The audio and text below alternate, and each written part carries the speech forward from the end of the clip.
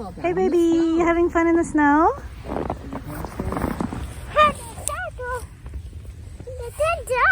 Oh. Yay.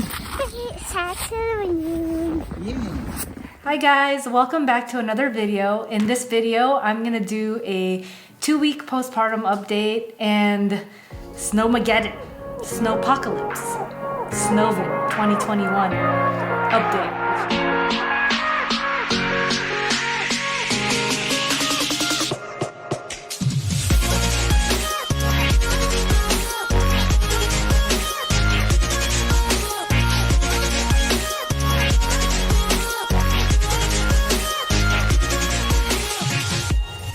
It's been 2 weeks since I had my baby, well, our baby. It's been 2 weeks since we had our baby Jackson. He's so cute and so adorable and we're so in love with him. It's been crazy 2 weeks. So we brought him home and pretty much just been feeding him around the clock every 2 hours and also pumping some milk for storage for my freedom. I call them my freedom bags. Every bag that I make of milk is a couple of hours of freedom in the future. And I weighed myself this morning. I was 147 pounds. And Jackson weighs 7 pounds and 9 ounces. So he's past his birth weight, so he's on track and doing really good. And he's super healthy. He's sleeping good and eating good and pooping good. Overall, I've been feeling pretty good. We're also trying to potty train Maddie because why not? Did you use the potty? Did you use the potty? Yes, you did. I'm so proud of you. You want poo-poo in your potty?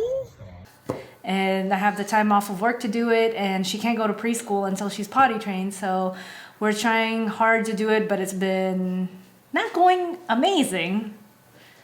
By that I mean 2 successes in the past 2 weeks. And so, wish us luck, guys.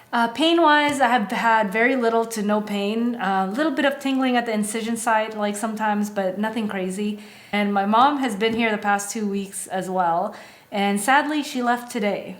And she's been cooking and cleaning and helping take care of Maddie and everything and getting us through the first 2 weeks. But she's gone now. Sad face. So I had my 2-week postpartum appointment yesterday, and basically my doctor said I could pretty much be walking. She didn't give me like any limitations. She just said, listen to your body. So I guess that means if it doesn't hurt, I can just keep walking.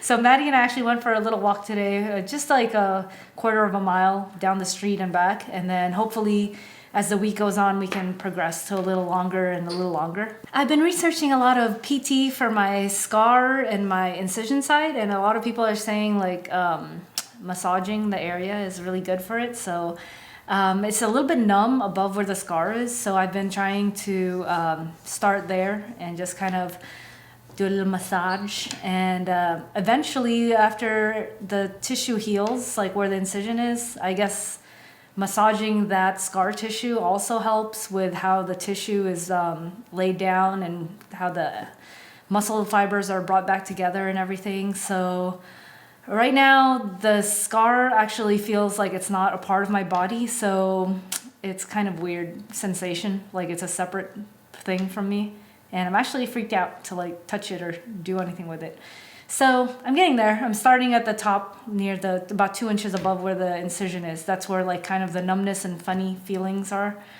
But we'll see how that goes. So my plan to ease back into weightlifting, if everything goes as planned, is at 6-week mark, get the clearance from my doctor to start getting back into some kind of routine with my exercise.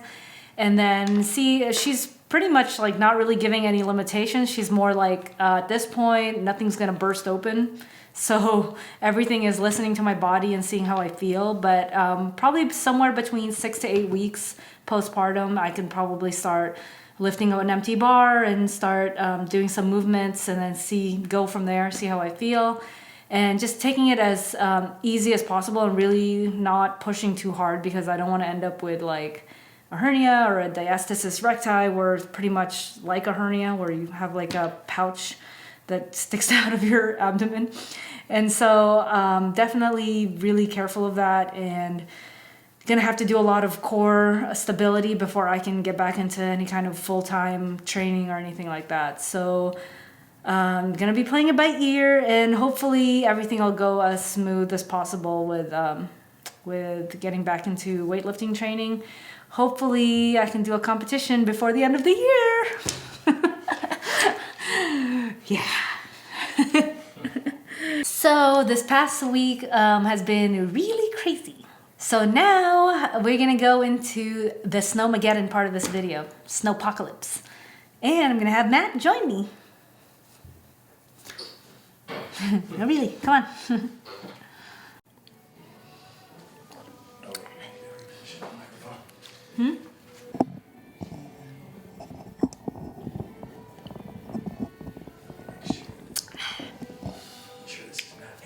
And here he is. Oh, hi. We're gonna talk about Snowmageddon.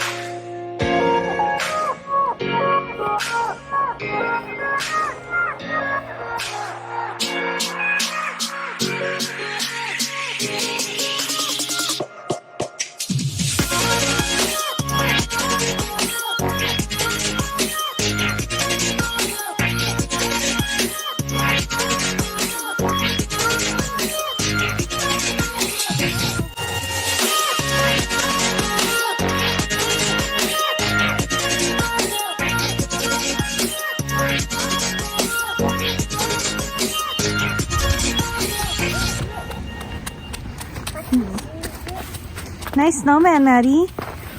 Let's throw him in the pool.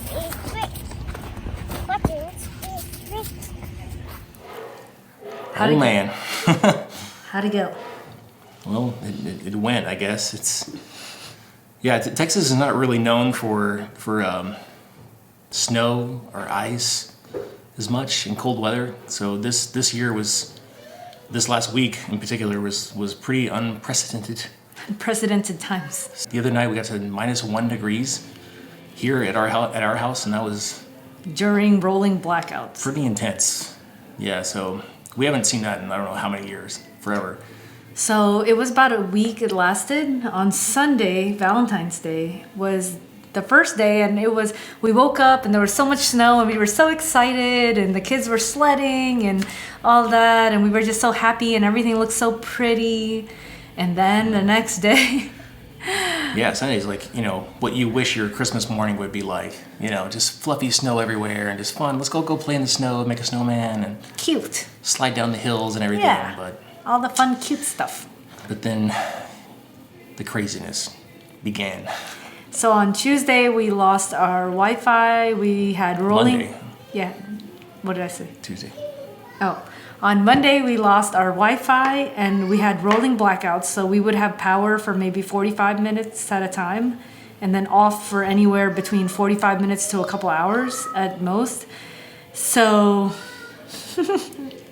Yeah, so we had to plan out, okay, what are we going to do? As soon as the power comes on, we need to figure out all the things we need to do so that we make sure that we're good to go. So we're all huddled up in the living room in the fireplace, and then as soon as the power comes on, everyone's on a timer to go cook what you need to cook because we have an electric stove. And thankfully we also had a propane gas stove for camping and stuff that we had, so we brought that in.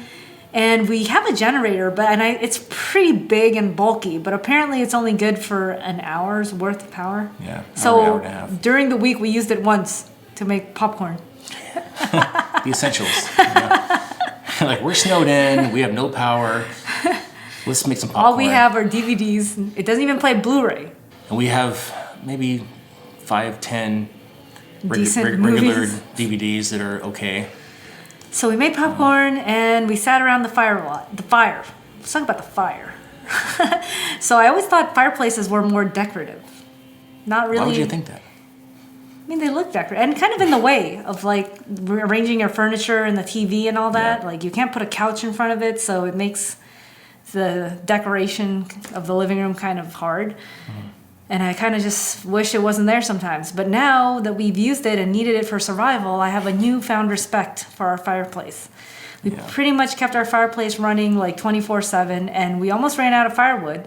Matt had to bring some branches that he chopped up before from outside. Luckily we chopped a bunch of branches off of our trees in the backyard because I hadn't gotten around to it yet to Thank God. to get rid of it, burn it or whatever. So yeah, went out in the middle of the snow and it was freezing. Went out there and chopped up a bunch of that wood to bring in.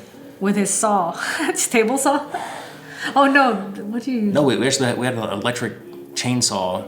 Oh yeah. It was It's very tiny. very tiny and underpowered and not Underwhelming chainsaw. not good enough for Not the kind of chainsaw you think of Texas, but anywho. But then that got us through the first night. yeah, and it wasn't even that many pieces of wood, so I was a little bit worried. I mean, I trusted this guy, of course, but I was a little worried about how we were going to get through the rest of the nights. It was gonna be fine. So, but then George came to the rescue. Woohoo!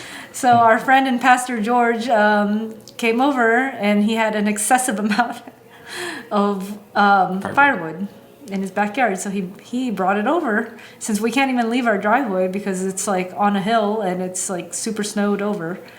And we don't really have a big truck or chains. So, and the infrastructure around here, the infrastructure in Texas is not built for snow. Like there's no shoveling of the snow of the roads. There's no salting the roads. No, nothing like that in the beginning. I guess like in the north states, like they have the part of the infrastructure is that they have snow plows that come along and they plow off all the snow. Not and they have trucks that come through that dump salt on the roads and get it all ready, and you're good to go for your commute. And all of your insulation in the houses is really thick and good, and your pipes are all insulated. But here in Texas, the houses are not built for that kind of thing. We have very minimal insulation because we have really hot summers, and we want our houses to be as cool as possible. Yeah, cool during the summer. So insulation is lacking for sure. So let's talk about the pipes. You gotta stay hydrated. Very important. Let's talk about the pipes now. We have to keep the water running all 24/7 and flushing toilets all over the place just to make sure the pipes don't freeze over. Our pool was running low on water. We didn't want the pool pump that runs on electricity to freeze over. And the hose pipes outside and all that were all frozen, so we couldn't add water. So we were trying to like kick as much snow into the pool as possible. Yeah, it was a rough time. But, like usually in the house, like the heat within the house keeps the pipes in here warm enough so they don't freeze over. And unless you have a power outage that's really long, and then you could have a possibility of your pipes freezing over. But with the pool, we probably should have made sure that it was completely full of water before this freeze came. And things to note for next time. This is lessons learned. I had no idea any of this pipe business, how to take care of the house for freezing. And we also have a sprinkler system. Oh yeah, that's outside. Busted. That's busted. Yeah, and so I guess whoever installed our system, the pipes are not super underground. They're a little bit more surface level. So some of them got frozen and bursted. And so we had to figure out how you got some work to do. I've got some work to do. So the night that the weather became -1 degrees, we slept next to the fireplace to keep the downstairs warm and make sure the downstairs stayed warm and that the pipes were all warm. Because actually the second story was not that cold because the heat rises. So, but overnight the downstairs would get really cold. So we did spend one night around the fireplace, and it had its very cold moments there. Yeah, we really wanted to make sure that we kept the fire going downstairs, so there's this extra source of heat, just helping out with the downstairs temperature. And we covered all the windows with blankets. Yeah, it was crazy. And we taped off some of the doors because by we he means he. Yeah, me. We're trying to keep as much heat in the house as we can. And so we got through that crazy night somehow. So we were sleeping on the air mattress in front of the fireplace, but of course, since we didn't have power, it starts to deflate through the night, so nobody likes that. Nobody likes a deflated mattress. So we didn't have Wi-Fi, and then because people didn't have Wi-Fi, I guess they were all on the data network, so we didn't have that much internet on our phone, or any, except for 3 a.m. when I'm up feeding the baby. I could check my Facebook. But overall, I think that we did really good, and we worked together to keep our household maintained. Mm-hmm. And actually, I feel for those that are still without power, water, or like at least the water that's not drinkable, like the boil water order and all that. And we haven't really actually been able to see what's been going on that much out there since we don't have that much internet and we don't have a TV because we don't have internet. We'll survive. We're just continuing to pray for those that are without right now, and hopefully that things get better. But we're just thankful and grateful that we have each other and that we were able to keep our newborn baby warm.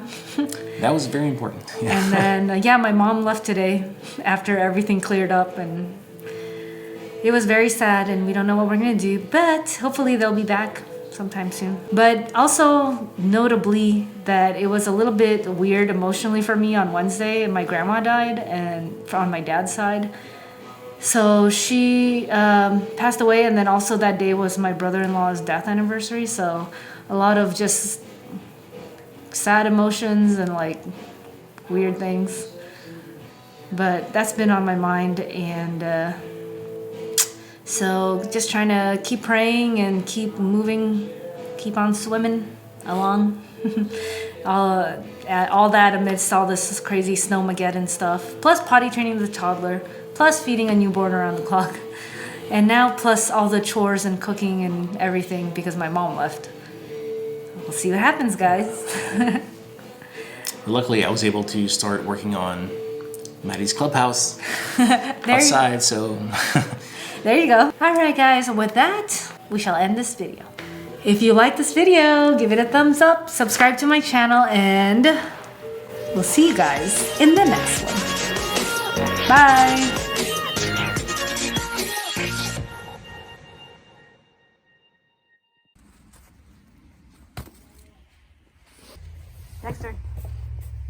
Dexter, can you teach us how to make a snowman? Do you know how? No? What if we put water on the Winslow? snow? You have any thoughts? No? Okay, fine.